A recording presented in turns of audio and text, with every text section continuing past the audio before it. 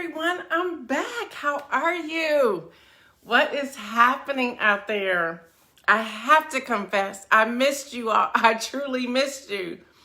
What is going on? I was so excited this morning when I was getting up. I was like, oh, it's News in Motion Day. We're back. We're back. We're back. So I am just so excited. How's everyone doing? How's everyone doing on this Tuesday morning? Good morning, Tracy. Good morning, Kim. Keels. Good morning. Good morning. I saw all the love y'all were sharing yesterday. Good morning, Karen. Good morning. Good morning, Pastor Alex.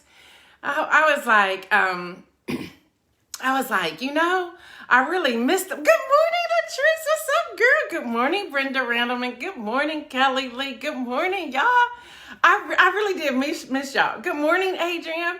I honestly missed y'all. I was like, this is a little like not my normal morning routine. Even on the weekend, it's like it's the weekend. But when it's like actual days, like Monday through Friday, I was like, I'm missing the crew. Good morning, Deborah Johnson. Good morning, good morning, good morning, people. Yo, I'm so pumped. I was like, I can't wait until the morning comes on. Good morning, Shirley. Good morning, Diane Ladybug. Good morning, Deborah Sneed. Diane, I was cracking up with you. I was like, when I saw your post, you were like, I'm going through a little bit of withdrawal. Listen, you were not alone. You were not alone. You were not alone. So I am so glad to be back. It was a good time off. I got to be honest. Good morning, Oscar. Good morning, Marion. It was a great time off. It was. I was busy. But it was a good time off. My hair is gorgeous. Thank you. Here's the deal about my hair, Deborah. Here's a transparent moment. I don't know if it's stress. I don't know if it's weather. I don't know if I'm not eating right. But my hair is starting to actually thin. Good morning, Julie. My hair is actually starting to thin. And, good morning, Jacqueline. And just one day the Lord was like, just let your hair go naturally. Because y'all know, normally, this is my natural curl. I normally am brown brushing it, blowing it out. But I noticed some thinness. And I was like, why is my hair thinning? And so I've actually gone back to eating meat, and I've actually gone back to eating chicken and turkey because I'm trying to figure out what's going on. I've been to the dermatologist. They don't see anything. So I don't know what's going on, but I'm going to believe if God wants it to grow back, it'll grow back. But it is thinning. But thank you for saying it's gorgeous. Thank you. You just have to come face to face with this is my life right now. Good morning, Antoinette. Good morning. So y'all, I did miss all of you. I missed y'all. I was like so pumped this morning. I normally get up at 4:30, something to 5, but I actually got up this morning at like 3:30, like just pumped, like going over the news, seeing what's happening and seeing everything that's going on. Excuse me. Yes, I had a great Thanksgiving and a wonderful anniversary. My anniversary yesterday, we watched movies all day. I had my breakfast in bed, of course, but we watched movies all day. And we just had a most relaxing time. And we were able to do that because the person, good morning, Beverly, the person that is really close to us, they had then been by yesterday, they've been in a week. Good morning, Lee Mandeville. They have been in a week of dealing with the coronavirus. And it's a family member. I'll share that with you. It's a family member. It's a very, very close family member. And it's her story to tell. But it was hard on us because we could not get to her. And there was nothing we could do if we got to her. There was nothing we could do if we did get to her. To know that somebody is in and out of having a fever, and a fever is consistently, knowing someone is having body aches where they can't even lift their head or get out of bed, knowing that somebody, their smell and their taste is gone and their breathing is at some levels at times difficult. It was hard. It was hard. So although I needed the time off and I did enjoy myself, I was also being, and I'll say it this way, I was also being mom. So that was a very, but she's now on the other side of it. Good morning, Stephanie. Good morning, Carolyn. She's now on the other side of it. Y'all want to hear something?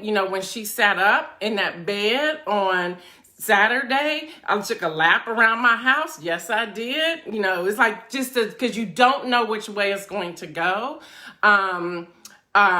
Yesterday when I spoke with her, because I was like constantly on the phone almost 24/7. When she would sleep, I would sleep. But it was just very interesting. It's almost like having a newborn. That's how I have been able to talk about it. It's like, when your newborn is sleeping, then that's when you catch your sleep. So I was trying to sleep when she was asleep, doing FaceTime. FaceTime is an amazing technology. Let me just say that. So whoever came up with that, kudos to you for having FaceTime. That was a lifesaver. Good morning, Demia. That was a lifesaver to have FaceTime, to be able to FaceTime with the person.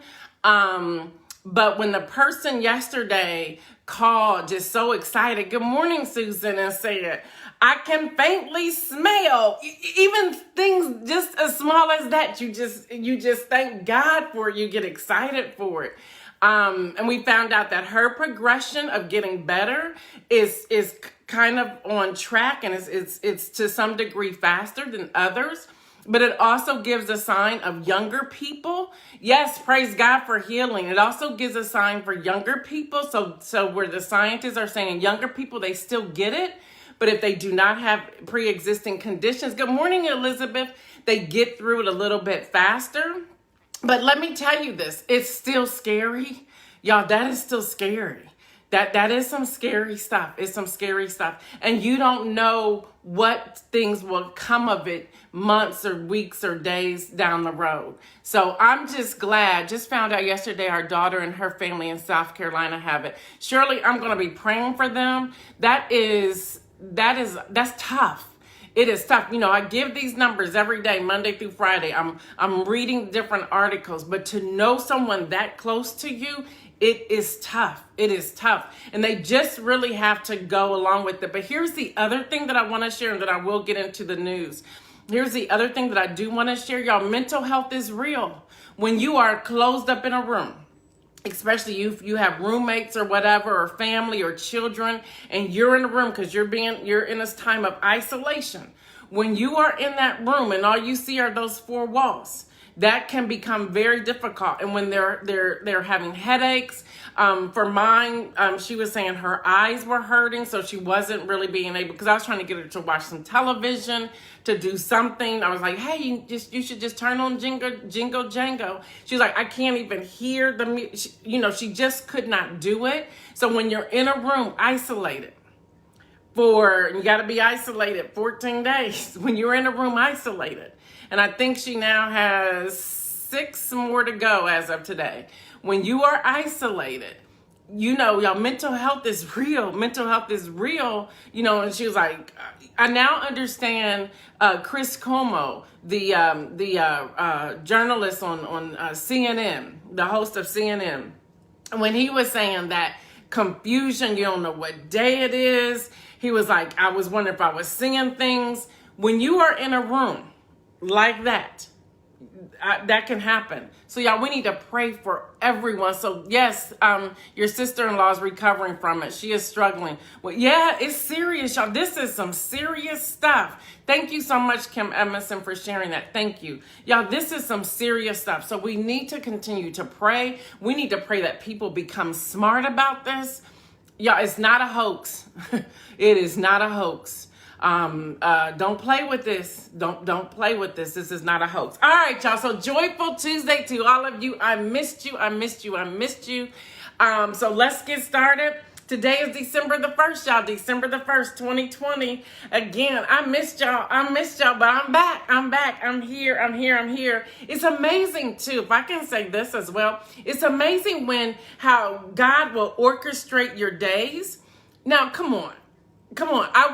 I was able to focus on her for the whole entire weekend. That's nobody but the plan of the Lord. That's nobody but the plan that it worked out that way. It's no experiences firsthand as a character. Yes, girl, Beverly, I'm telling you, it is. Yeah, Yes, ditto to that. All right, y'all, it's Giving Tuesday. It is Giving Tuesday. This happens every year.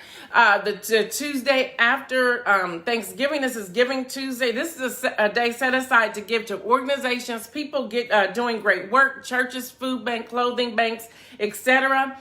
And I want to start off by saying, yesterday I celebrated 29 years with an amazing man, a godly man. Nobody's perfect, but hey, we argue. Yeah, we do. There's days I'm thinking, do I want to be here much longer? But, we all have that. I'm like that with my own kids. Like, it's time for you to go home now. Get out my house. So, y'all, but 29 years, many people can't say that. It was an amazing weekend, an amazing day. And with that, I'm going to say this on the front side so I can get it out the way. We have been married for 29 years. So on this Giving Tuesday, I am asking everyone, if you're able to sow $29 to my Cash App, which is $M as in Mary, M as in Mary today, TODAY, $MIM today. If you would please, good morning to my brother Liz Pryor and to Mike Nicholson. Y'all, if you are willing to do that, please give. It's not operations. Every dime that I receive, the $29 celebrating my 29 years of my wedding anniversary, to help with food insecure. That's what we're doing, is to help with food insecure. So if you want to give, please give. I'm not going to beg you. It's out there. Feel free to do so. If somebody can thank you, Marion, for putting the link in there. I would greatly appreciate it. I purposely did not do anything for Black Friday or for Small Business Saturday or for Cyber Monday because I care about the people. So let me give y'all some numbers. Good morning, Shantae. Let me give y'all some numbers. And I'm going to read this these are all quotes. This is from Feeding America reporting. Due to the effects of the coronavirus pandemic, more than 50 million people may experience food insecurity in 2020, including a potential 17 million children. Now, this was reported in September 2020. Goes on to say in 2018, around 11% of U.S. households reported they were food insecure at some point per the U.S. Department of Agriculture, meaning they were without reliable access to a sufficient amount of quality food. As of April 2020, the percentage of households deemed food insecure was estimated between 22 and 38%. That was May 26, 2020. That was Forbes reporting. Now, hear me, y'all. Now, the percentage of households deemed food insecure is estimated between 38% and 44%, y'all. Those are some significant numbers. NPR says it this way. Nearly 1 in 4 households have experienced food insecurity this year. Even before the pandemic hit, some 13.7 million households, or 10.5% of all U.S. households, experienced food insecurity at some point during 2019, according to the data from the U.S. Department of Agriculture. That works out to more than 35 million Americans, y'all, who were either unable to acquire enough food to meet their needs or uncertain of their next meal may come from. That was last year. As of June 2020, in this pandemic, 27.5% of households with children were food insecure, meaning some more than 13.9 million children. I'm not done. According to NPR, additionally, y'all, Black families are twice as likely as whites to face food insecurity, according to the USDA data. 19.1% Black households and 15.6% of Hispanic households experienced food insecurity in 2019. With COVID-19, y'all, it has nearly doubled the number. So on this Giving Tuesday, I'm asking anyone who can to Cash App $29. It's not going to anything operational. It's all going to help those who are food insecure. So hopefully you can join me and do that. They need to call it what it is, hunger. Yes, Karen, they need to call it what it is, hunger. Y'all, those are the numbers. Those are scary numbers, y'all. Come on.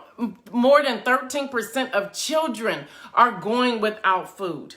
More than 13% of children throughout the U.S. And then those numbers, 19.1% Black, 15.6% Hispanic. We have a problem that we cannot ignore. All right, y'all, Small Business Saturday was on this past Saturday. American Express launched this in 2010, 2011. It went into an official yearly activity.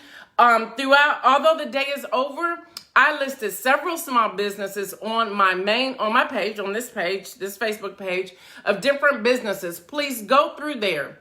Don't just make it a one-day thing, y'all. Let's continuously look at all of those. And there were several of you who are on this page, who are viewing this right now, that are on my page. If I missed you for whatever reasons, because I was dealing with baby girl and helping her through this time of this coronavirus.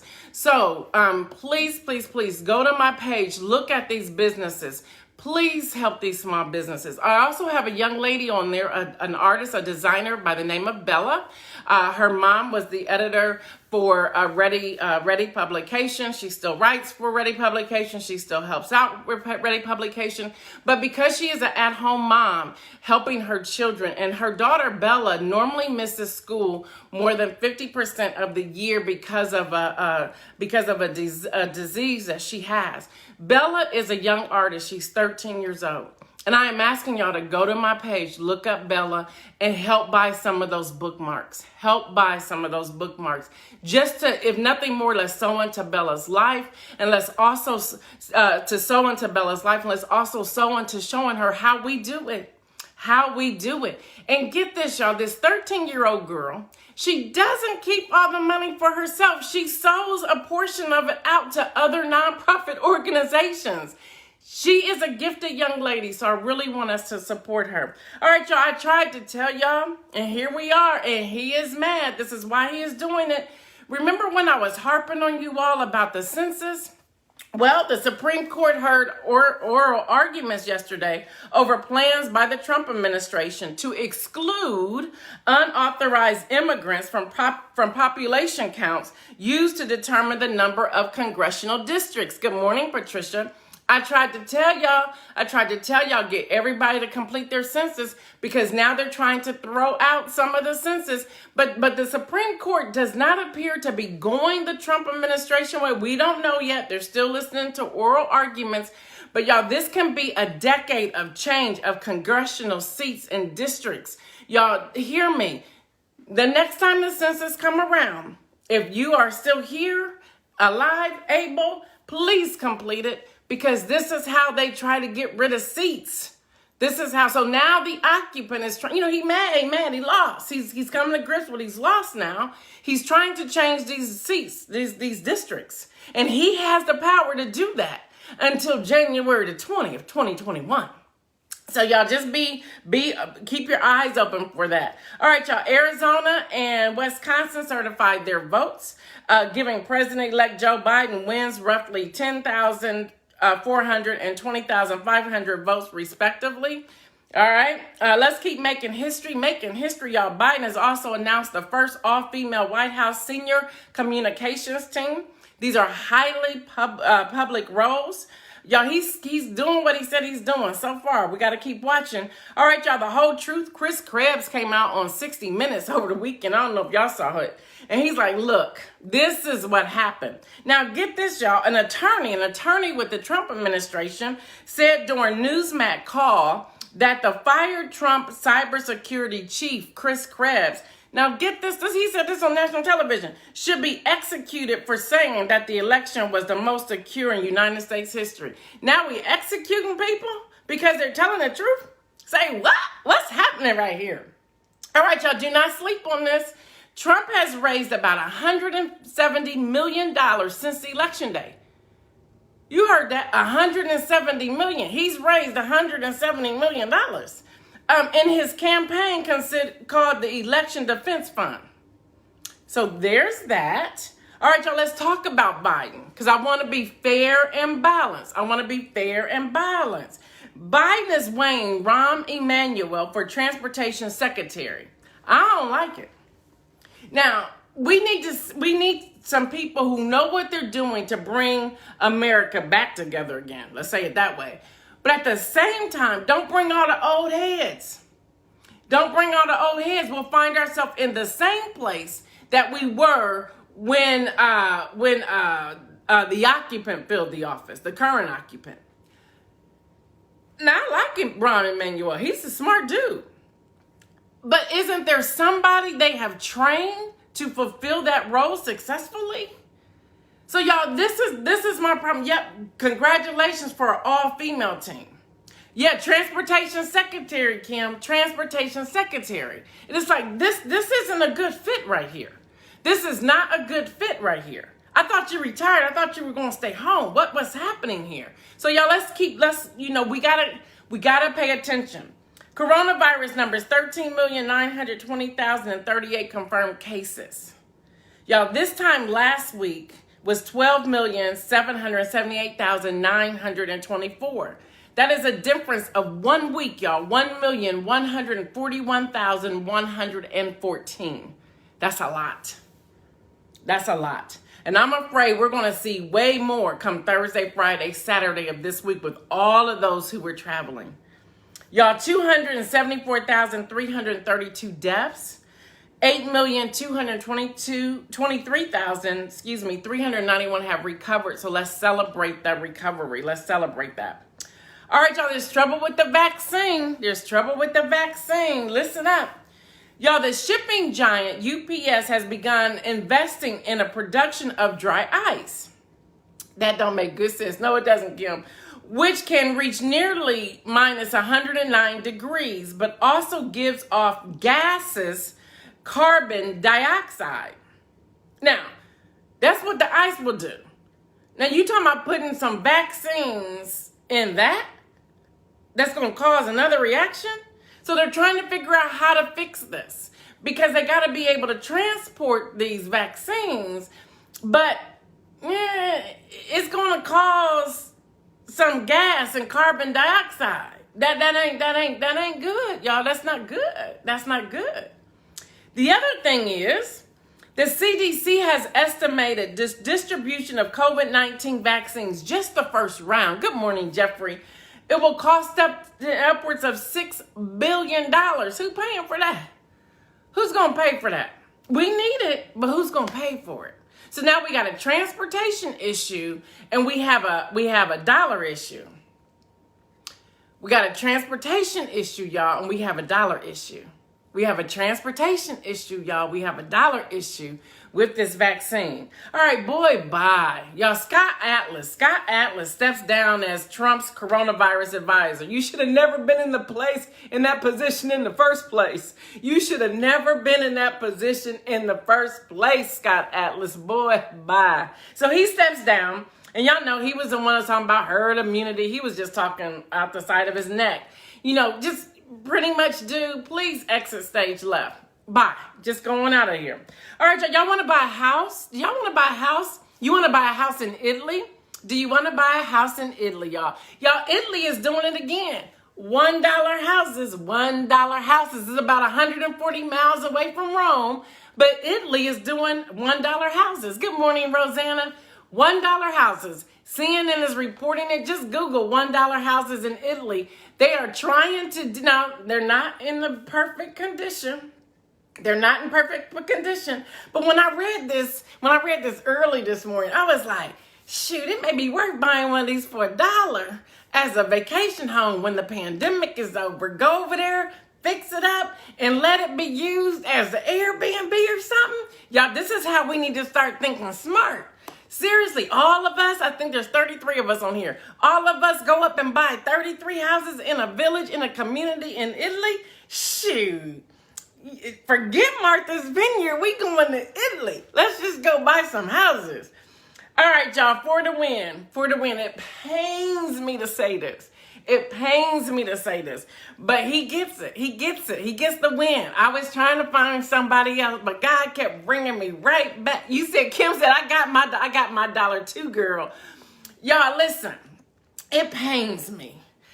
But Georgia's Republican governor, Gov Kemp, gets the win today. He gets it. Hands down, he gets it. He rejected Trump, y'all. He said, no. Excuse me. He said, no, I'm not going to throw out any ballots. I'm not going to throw out anything. He's like, I'm not doing that. I'm standing with my Secretary of State. We ain't doing it. So y'all, Brian Kemp gets the win. Can y'all believe it? Brian Kemp gets the win. But he deserves it. And of course, you know, the occupant had to tweet. He tweeted, he said, Mr. Kemp flatly rejected me. And then he said, he called the governor hapless. Like, he's just hapless. Dude, get over yourself. Just get over yourself. You did not win. Pack it up. Pack it up, Buttercup. I'm going to need you to pack your stuff up, Buttercup. Ooh, I almost said the other word there. Just pack it up.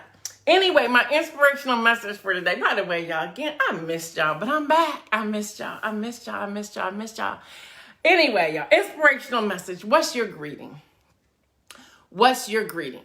When you see people, when you walk past people, what's your greeting? When you're at the store, checking out at the counter, when you're at the bank, pulling out money, what's your greeting? What's your greeting? Let me read this. I read this morning. I decided to, with a friend of mine, 1-800-U-Haul. That's right, Adrienne. A friend of mine, Sandra Rogers, she has asked several of us, it was out there on her Facebook page, to go through the book of Luke, starting December the 1st through the 24th. There's 24 chapters. And as I was reading this morning, when I was reading this, you said not to be confused with back it up. Pack it up. Yeah, pack it. P-A-C-K. Pack it up. And don't forget the Buttercup. Pack it up, Buttercup. Anyway, the inspirational message is what's your greeting? So I was reading Luke chapter 1 today. And this came out. As soon as the sound of your greeting reached my ears. As soon as the sound of your greeting reached my ears. And then I changed a little bit to say, my spirit leaped. So what's your greeting? Does someone's spirit leap because of your greeting? We don't know what people may be going through right now. We don't know what they're struggling with. We don't know what they're going through. We don't know how they're handling anything that's going on. Your greeting could change their day. Your greeting can change immediately where they stand, what their disposition is, what they're dealing with, what they're wrestling with, what they're fighting with. It's one thing that just, sometimes y'all just put down the phone. Put down the phone long enough to look somebody in their eye and say, good morning. Put your phone down long enough to look somebody in the eye and say, you're beautiful. Put your phone down long enough to look somebody in the eye to say, I'm thinking about you. I'm praying for you. I heard you. I feel you. I understand you. Put your phone down long enough to connect with somebody. I was walking around the neighborhood on Thanksgiving morning. I was preparing some food. I had been talking with my daughter on the phone. I was praying. And for whatever reason, I just needed to get out the house. I just needed to get out the house and I just needed to go walking. I wanted to go walking. So I started walking. And as I was walking, people were on their porch with their coffee. They were wrapped up because it was a cold morning and people were waving. And I was waving back. Excuse me. And I started thinking to myself, I said, man, imagine what the world would look like if we would just all be, and this is just an illustration, on our porches, on our balconies, waving and saying, good day, good morning, how are you? Blessed day. I thank God for you. Can you imagine how our walk would change? Can you imagine how our life would be different? When I'm in the grocery store, I put down my phone. When I'm in the post office, I put down my phone. I'm not rushing. I'm having that conversation. And if they're not looking up, I continue to talk with them because it's telling me that something's not right. They don't want to make eye contact. But I let them know, oh, thank you. Thank you for your service. Thank you for taking the time out of your day. Thank you for all you do. And you'll be amazed. Just those words will change someone's demeanor. Something will change. Something will change, y'all. Something will change. So my inspirational message is, what's your greeting? What's your greeting? For mine, to all of you, I want to say thank you. I want to say I love you. I want to say I appreciate you. I want to say you are a beautiful community, a family. I want to just tell you how much I honor you, how much I want to bless you, how much I am thankful to God for you. I call you by name in my prayers. I did that this morning. Yes, I did. Because the prayers of the righteous availeth much. When we just think about the goodness of the Lord and all he's done for me, my soul cries out, hallelujah. Why? Because I'm grateful for who you are. I'm thankful for who you are. I love your gifts. I love your purpose. I love what you're doing. I love how you're sowing. I love how you're blessing. I love how you're building up. I love that you don't tear down others. I love that you're speaking life. I love that you're not speaking death. I love that you got a new attitude. I love who you are. And I tell God, thank you for all of you. Y'all, it's December the 1st. It is December the 1st. We know in 24 days we celebrate Christmas. But Christmas is going to be different. It's not going to be a negative different. It's going to be a good different. It's going to be the kind of different that we come back to our senses. I'm speaking to myself now. There doesn't have to be gifts underneath the tree. I'm like Demia and Demia's daughters who said, we don't need any gifts. We've already talked about it. We don't need any gifts. We want to give the gift of life to somebody else. So this is what I'm asking all of us to do. I'm asking all of us to find one family. I'm asking all of us to find one family, individually find one family. Don't even tell them you're blessing them. Don't even tell them you're blessing them, and bless them. Bless them. Bless them with words. Bless them with gifts. Lavish them with God's prayer. You can pray for them at night or in the morning, whatever that looks like. Concentrate on one family between now, not Christmas, but the end of the year. Between now and the end of the year, bless them, just one family. That's right, Demia, just one family. Love on them. Shower upon them. Gift them. Praise them, lift them up, whatever that is, one family. That's what I'm calling us all to do. All right, y'all, I am Gail Dudley with your News in Motion. I missed y'all. Don't forget, y'all, $29. Cash App, $MIMToday. Every dime that I receive will go to help those who are food insecure. It will not go to operations. Don't worry about that. It will not go to operations. Don't forget your one family. Until tomorrow, right here at 7:25, I am Gail Dudley with your News in Motion. I love you. Peace out, everybody. Peace out.